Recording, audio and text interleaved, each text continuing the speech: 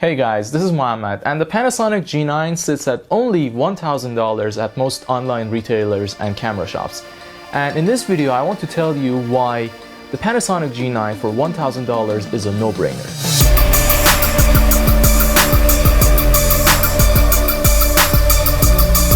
We've had this camera for 1.5 years now, and we've used it on over 50 professional shoots. And we love this thing. So starting with the build quality and the handling, I can say without exaggeration that the Panasonic G9 is the most comfortable camera I've ever held, and I've held a lot of cameras.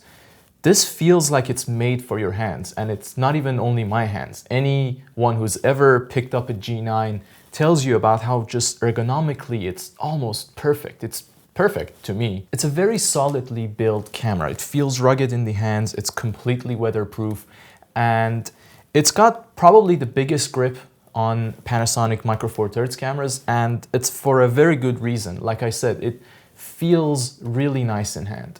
Now the G9 also has a top plate screen, which is unique to Micro Four Thirds cameras. No other Micro Four Thirds camera has a top plate screen, and here it shows your settings, it shows your aperture, your ISO, your battery life, how much storage you have left, and your exposure compensation. And it also has a light, so it turns on and you can see your settings if you're out shooting outdoors at night. Now on the side, you have a full-sized HDMI port, which is very nice. And you have USB here, which you can actually charge the Panasonic G9 through the USB, which at the time was a first for Panasonic cameras. Then you have your headphone jack and your mic jack. And on this side, you have the dual UHS 2 SD card slots. And at the bottom here, we have the battery, which is the same battery as the GH5. And it's rated for 400 shots. But when we're out shooting, like 12-hour shoots, we usually use about 3 batteries. So if you're gonna have any sort of shoot where it's a long-term, 8 hours or more, you're gonna have to bring at least a couple batteries. One thing that's unique about the Panasonic G9 is its shutter mechanism. The shutter is extremely sensitive. I mean, you press down even a little bit on it and it will set off an exposure. Like, look at this. That was an exposure. Exposure. Exposure.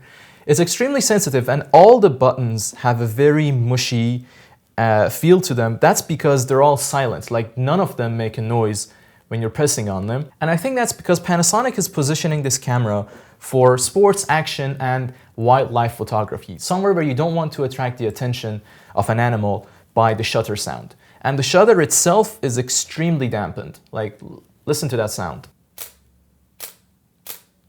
Now, compared to the GH5, the G9 is slightly bigger, like the body dimensions are bigger than the GH5, but the G9 is lighter, and when you pick these up, you actually feel how much lighter the G9 is. And that makes a significant difference whenever you're out shooting for a long time.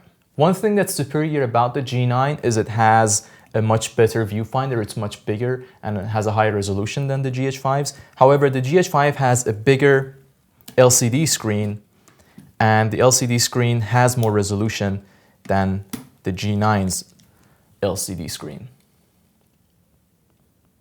And here it is compared to the G7, the Panasonic G7.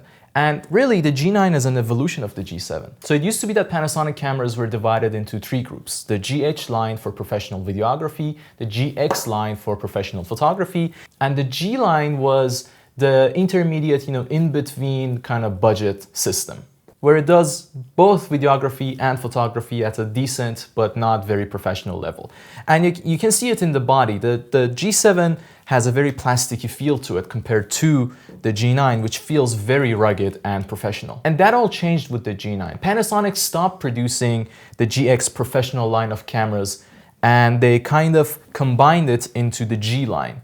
So the G line became the professional photography line, and the GH, the professional videography line. In many ways, GX8 was the last of its kind.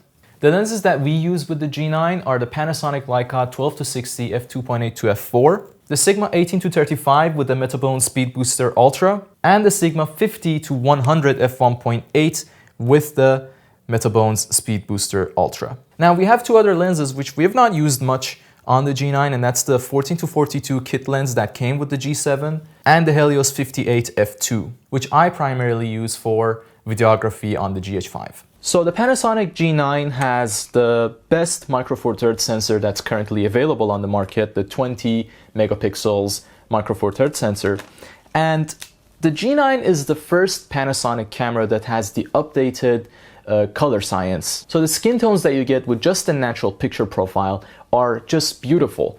And the blues on this camera look very good too. And we've come to rely on that color science as we deliver straight out of camera JPEGs to our clients. The G9 is also a very fast camera. It shoots 12 frames per second mechanical, 9 with AFC, 60 frames per second electronic, 20 with AFC. Now for its video capabilities, the Panasonic G9 can shoot 4K up to 60 frames per second with no crop, and with the latest firmware that Panasonic released, it can now shoot 4K 30 with 10-bit color profile and 422 chroma subsampling. So that brings the G9's video capabilities to match the GH5's.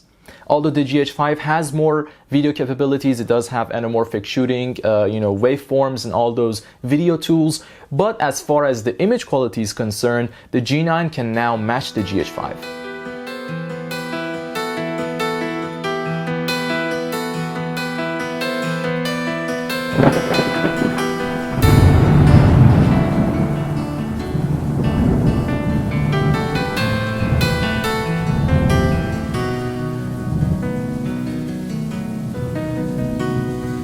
چند روزه دل دیوونه میگیره همش بهونه ها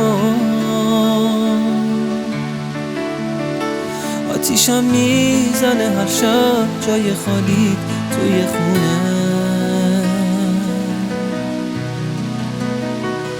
دل من هوا تو داره دیگه طاقت نمیاره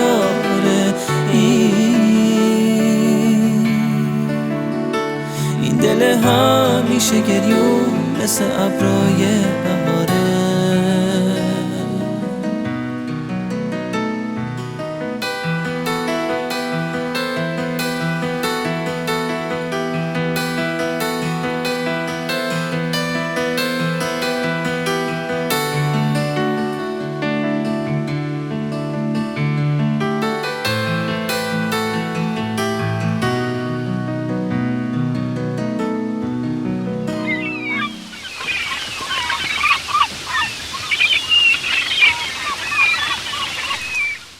So it's no secret that these are micro four thirds sensor and they're smaller than APS-C and full frame sensors. However, if you know what you're doing, then that won't be much of an issue. You can shoot up to ISO 1600 on both the G9 and the GH5 comfortably without doing much noise reduction in post. ISO 3200 is also acceptable if you do apply some noise reduction in post. G9 was the first Panasonic camera that had full body detection autofocus. That means whenever it loses the eyes or the face, it picks up the full body. And it's very quick and reliable. The hit rate on this thing is very good. G9 was also the first camera that had animal detection autofocus. And it also has bird detection autofocus. So the autofocus works for dogs, cats, and birds. And like I said before, Panasonic was trying to position the G9 as a wildlife camera, and it does a very good job for that. G9 also has the best in-body stabilization system in the micro four thirds range. Its IBIS is better than the GH5, and it also works with lenses that have image stabilization like the Leica 12-60 f2.824,